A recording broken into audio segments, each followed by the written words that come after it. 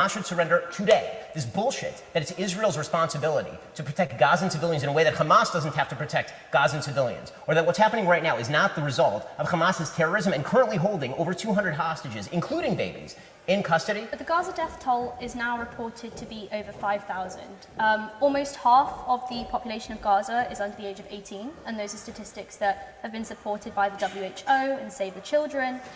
Israel has recently turned off the electricity, water supply, and you've spoken about this issue about Israel and Palestine a lot in recent interviews. You've rightly condemned the atrocities that occurred on October 7th to innocent Israeli civilians.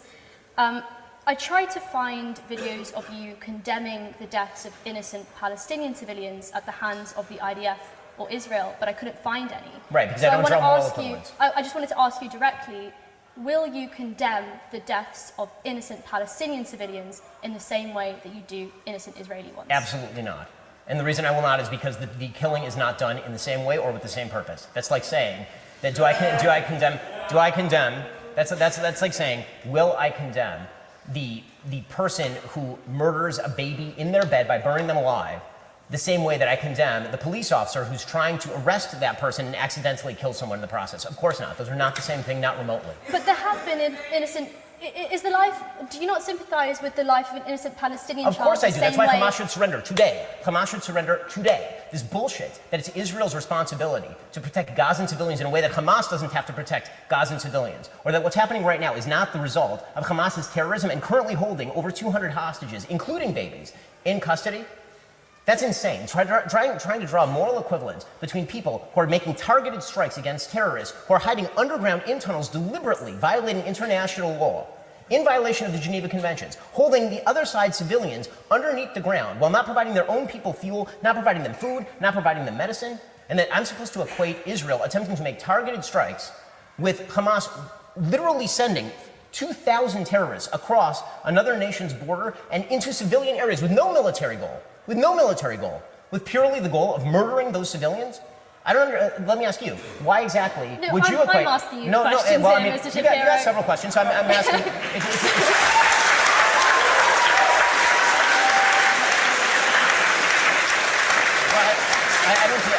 Honestly, I'm going to ask you the same question. Why would you? I'm asking you the questions here. I find it really concerning that you're not prepared Why won't you answer the question? I find it really concerning that you're not prepared to condemn, to even admit that it's sad when an innocent Palestinian child dies. Of course it's sad. I just said it's sad. In the same way that it's sad when an innocent Israeli civilian dies. Of course it's Why are those two not equally saddening to you? First of all, I think this is a stupid argument because he's Jewish and he has a big affinity for Israel. So when an Israeli or a Jew dies in Israel, it's like his family member dying, or an extended family member dying. This isn't even remotely true. Like, think about it. If you have a family member dying versus a random stranger, in fact, somebody that is an enemy to you, you're obviously more excited. Or honestly, I think this is a stupid question because he's Jewish and he has an affinity for Israel. So when an Israeli or a Jew dies in Israel, obviously that's more sad to him than a Palestinian,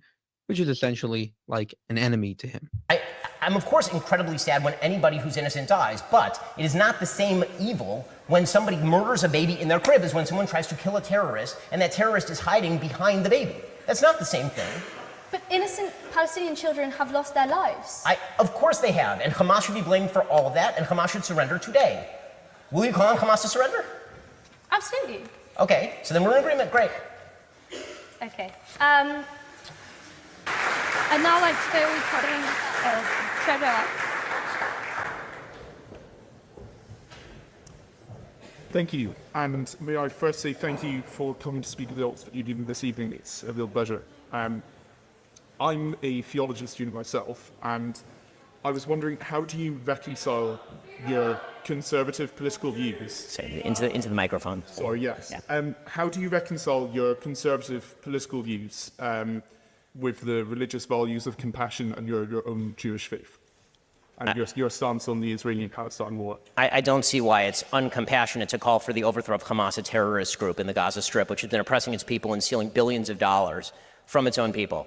Ismail Haniyeh is living in a 5-star hotel in Qatar while his people are living in absolute misery because of a war that he initiated by killing 1,500 people inside Israel proper and then taking 233 hostages. I don't see why that's non-compassionate.